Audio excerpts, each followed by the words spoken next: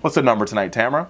1.4. 1.4. Okay, so our first story is going to be based a little bit off of the recently passed National Women's Day, which is, I'm excited to say, was a great day. And I saw a lot of amazing social media posts uplifting things about Women's Day. Folks who are watching in honor of Women's Day, we've changed that. Well, I have Nina Simone's shirt on, and I have a Nina Simone backdrop thing going on. And I'm just a woman. And so there's more of the story, there's a majority of women on set. Well, but I guess that maybe is not true. If you count Harvey Milk and... Yeah, we're not counting that. Harvey Milk and Nelson Mandela were about equal.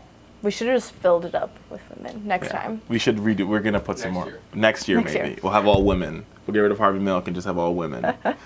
Okay, so 1.4 is the percentage point decrease over the year for the wage gap between men and women, which is really sad, to say the least.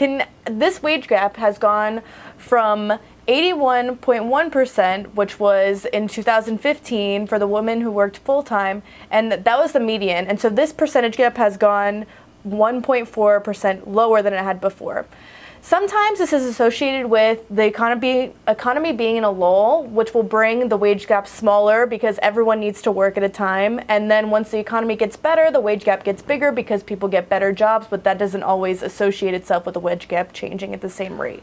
Yeah, and here's the thing, talking about the wage gap, I think a lot of times, I mean, you hear on the campaign trail a lot, you hear a lot of candidates talking about it, but there are some, before we can even if you were to pass laws that says we're going to equalize wages, you have some structural barriers to wage equalization, right? I mean, the first barrier you have is that a lot of times women are sort of pigeonholed into service sector jobs, right, which end up paying a lot less than, other jobs. That's thing number one. I think thing number two is we also have other problems. Like, you can't look at the wage gap in a vacuum if you're not looking at the fact that we don't provide childcare.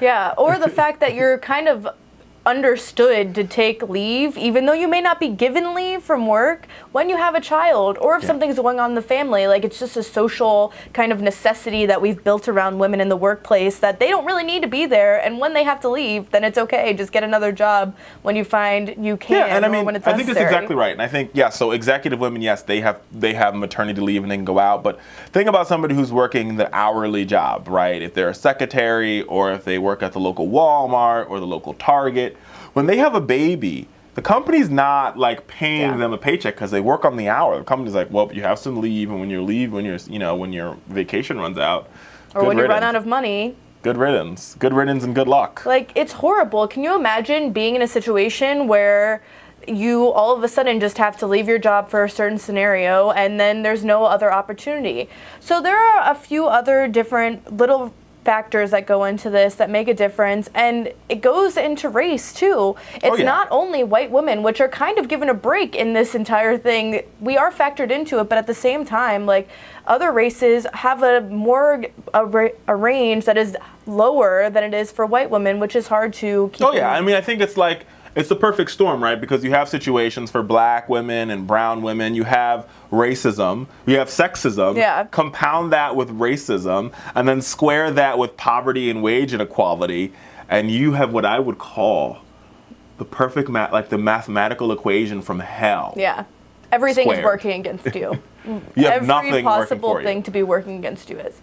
And it's frustrating because at the same time, everyone's looking for the future, and they're saying we're all working together to have this great thing go on, but at the same time, we are seeing that it's not making as much of a difference as we were. Not making as much of a difference. It's a shame, and sad reality in the world's largest economy.